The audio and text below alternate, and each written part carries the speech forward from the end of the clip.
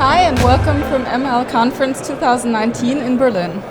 My name is Maika Möbus and I'm speaking to Dr. Janina Loh from the University of Vienna. Hi. Hi, so I have a few questions about your keynote topic, and that is robot ethics. So this philosophical discipline you said is fairly new. What are the main points of this discussion? Well, robot ethics is a philosophical discipline that is interested in the moral and normative criteria that are involved in building robots and are involved in the interaction with robots. Those are maybe the most important points. The discipline of robot ethics is a philosophical sub-discipline of ethics as the fundamental discipline in philosophy, and robot ethics is interested in the interaction with robots and the normative moral criteria that are involved in that.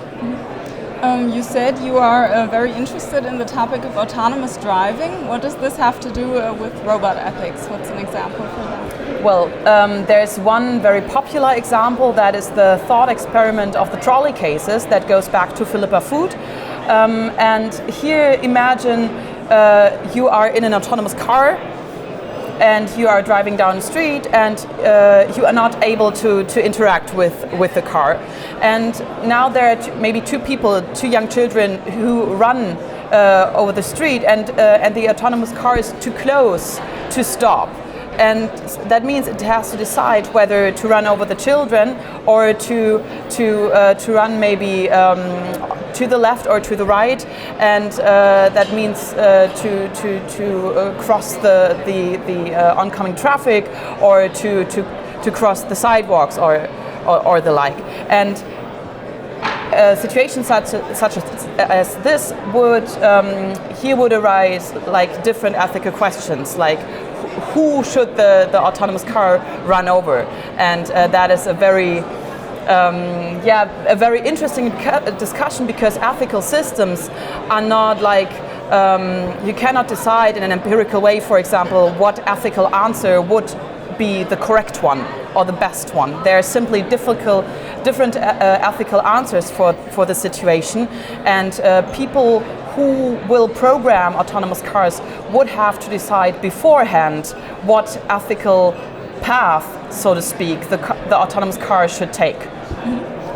You said there are different approaches for implementing moral values and ethical values into robots.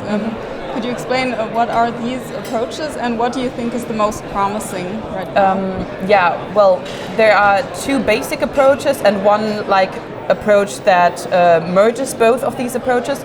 The first approaches are the top-down approaches. That means here ethical principles or any other principles are top-down implemented into a robot, and the robot itself is only able to act according to these principles. If there is a dilemma with maybe two of these principles, the robot would only have the ability to stop its actions, but it is not able to expand the principles or to machinically learn, so to speak. These are the top-down approaches. And the other approaches that are interesting here are the bottom-up approaches. Here we talk about evolutionary or learning systems. Often, not always, but often these are systems that look like children actually, and the roboticists build these robots in a way that they at least hope that these robots are able to learn like human children. That means here the ethical and other principles that are involved are not top-down pre-programmed, but actually to the contrary, the robot is able to learn, and via trial and error and imitation should be able to formulate its own principles after a while at least, that will help it with regard to further situations in the future. And I would say, well, at least today, most of the robots that we have in our houses and in the industry and in the military, these to a large extent are robots that are programmed top down, because when it comes to bottom-up approaches that involve machine learning, where learning is, there can be errors, because you can only learn when you are allowed to make mistakes. And so we should be very careful to introduce robots in those areas of human life where it is bad, maybe, that if they would make mistakes. So it is hard to decide whether the top-down or the bottom-up approaches are the better ones, so to speak. They both have their limits, and we should decide very carefully where we want to have a robot that should be able to learn, and where we explicitly do not want to have robots that are able to make mistakes. So, but who should say in which areas we use what approach? Do you think we need universal guidelines on how to implement ethics into robots, or is this even possible, and who would decide?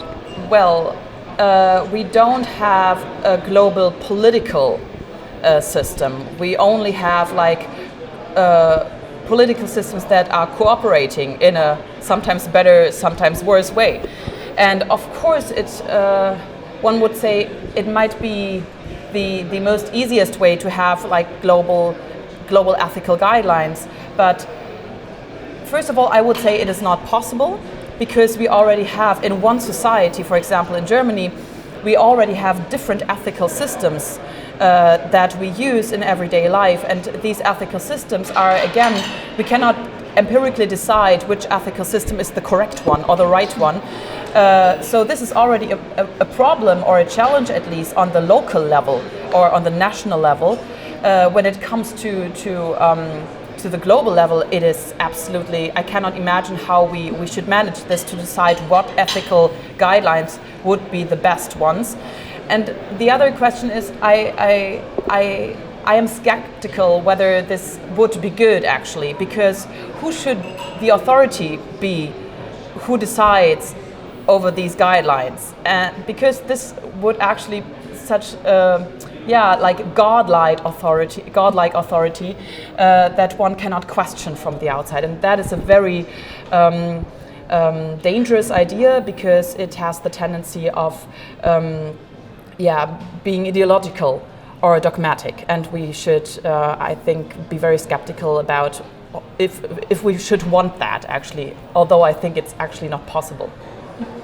Okay, well, it's a very interesting topic, and we'll see what's going to happen in the future. So thank you very much for the interview, and thank you for watching.